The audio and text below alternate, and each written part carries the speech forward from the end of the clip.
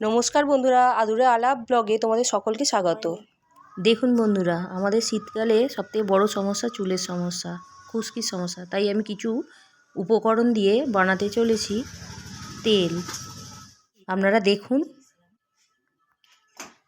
প্রথমে আমি কড়াইতে নিয়ে নিলাম কিছুটা নারকেল তেল এবং তার মধ্যে আমি দিতে থাকলাম বেশ কিছু উপকরণ, যেগুলি জবা ফুলের পাতা, কেশর পাতা, মেথি, এবং এটাই ভালো করে কিছুক্ষণ ফোটালাম। এরপর তার মধ্যে দিয়ে দিলাম কেটে রাখা কিছু পেঁয়াজ। লো ফ্লেমে এটিকে রাখতে হবে যাতে তেলটা পুড়ে না যায়।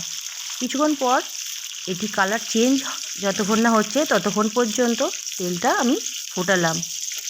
এরপর বেশ কিছুক্ষণ ঠান্ডা করার পর আমি এটা কন্টেনারে ঢেলে নিলাম। এটা আপনারা বাড়িতে তৈরি করে জানাবেন উপকৃত হলেন কিনা।